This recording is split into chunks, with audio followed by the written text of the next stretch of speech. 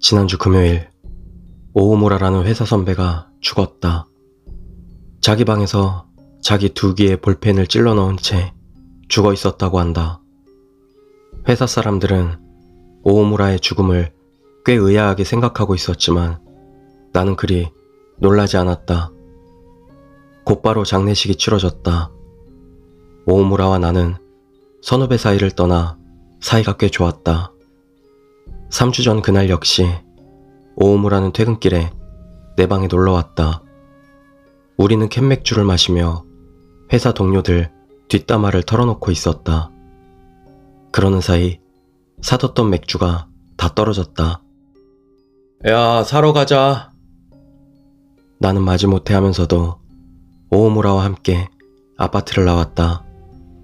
가게에 들어서자마자 오우무라가 능글능글 웃으며 물었다. 야, 저거 뭐냐? 저거. 그가 가리키는 쪽을 보자 푸석푸석한 머리카락을 허리까지 늘어뜨린 여자가 장바구니를 들고 채소를 고르고 있었다. 다만 하나 이상한 점이 있다면 여자가 큰 소리로 웃고 있다는 점이겠지. 양상추를 손에 든 채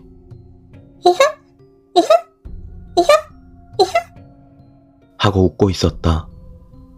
아, 저거 웃음녀야. 그 웃음녀라는 사람은 주변에서 유명한 사람이다.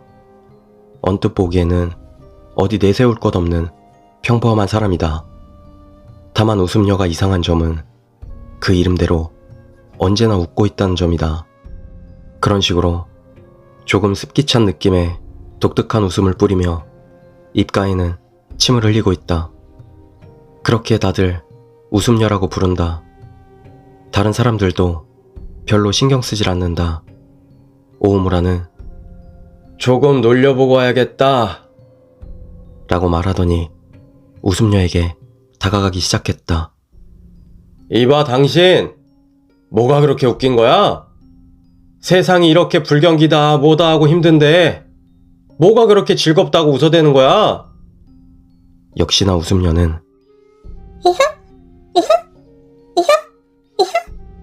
하고 웃기만 할 뿐 아무 대답이 없었다. 그런 문답을 당분간 계속하더니 오우무라는 돌아왔다. 뭐야 저 녀석 재미없게. 야 이제 가자. 우리는 바구니에 과자랑 안주를 담고 술이 진열된 선반으로 향했다. 갑자기 오우무라가 소리를 질렀다. 무슨 일인가 싶어 돌아보니 오우무라와 웃음녀가 바로 가까이에서 마주보고 있었다. 그리고 다음 순간 오우무라는 양손을 내밀어 웃음녀를 밀어 넘어뜨렸다. 웃음녀는 비틀비틀 넘어져 그대로 엉덩방아를 찧었다. 그런데도 웃음은 멈추질 않았다.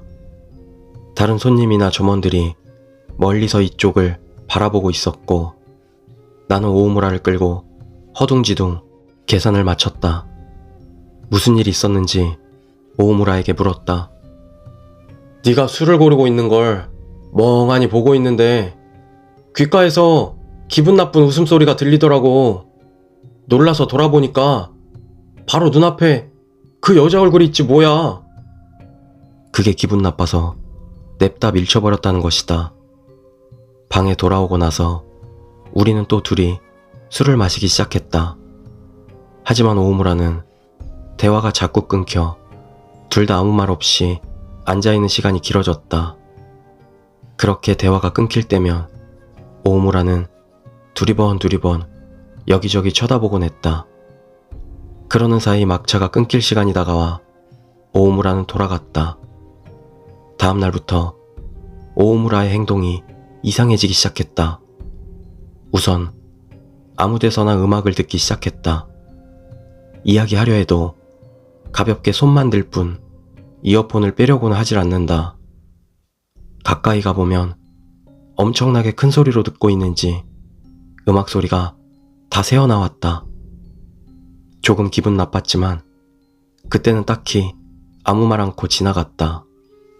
하지만 오우무라의 행동은 점점 심해졌다. 끝내 업무 중에까지 이어폰을 끼는 상황마저 오게 됐다. 주변에서 아무리 주의를 줘도 그만두려 하질 않았다.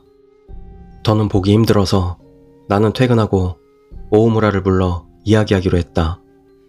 오우무라는 슈퍼에서 있었던 사건 이후 문득 웃음녀의 웃음소리가 들리게 되었다는 것이었다. 처음에는 희미하게 들릴까 말까 해서 환청인가 싶었지만 점차 등 뒤에서 가까이 다가오는 느낌으로 소리가 커지고 있다는 것이다. 가장 괴로운 건 밤에 잠을 자려 할 때 자려고 불을 끄면 방 전체가 울리듯 웃음소리가 덮쳐온다고 한다. 좀채 잠을 이룰 수가 없다고 오우무라는 털어놓았다.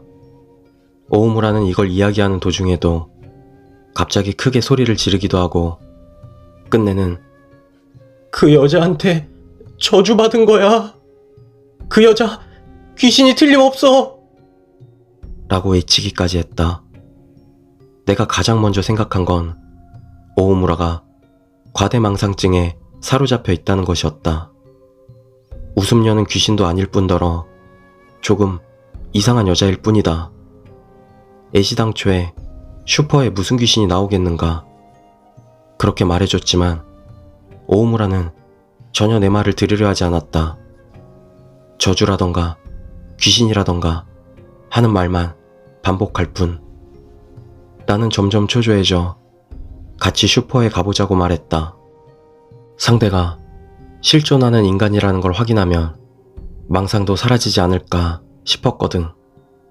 물론 오우무라는 격렬히 싫어했지만 나는 강제로 질질 끌고 그 슈퍼로 향했다.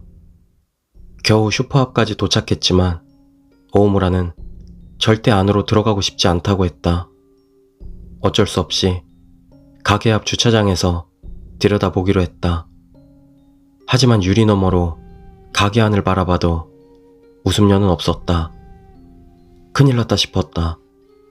여기서 웃음녀의 모습을 확인하지 못한다면 오우무라는 쓸데없이 웃음녀가 귀신이라고 믿어버릴지도 모르니까. 조금만 더 기다리면 평소처럼 쇼핑하러 올지도 모른다고 나는 그를 달랬다. 그러던 중 오우무라가 두 귀를 막고 덜덜 떨기 시작했다.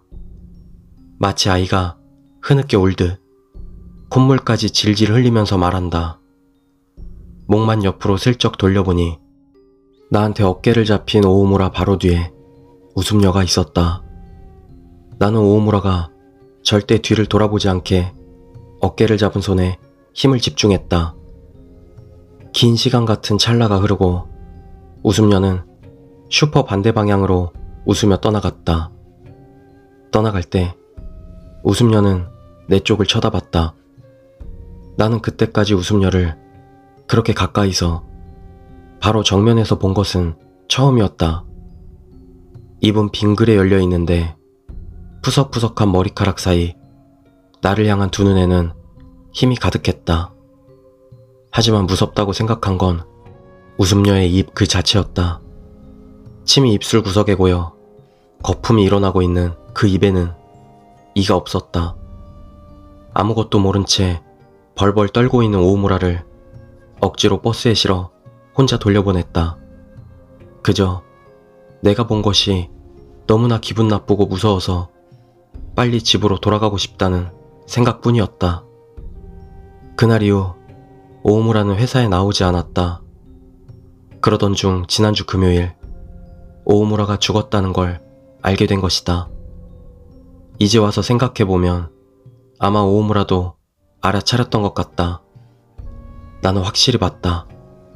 웃음녀의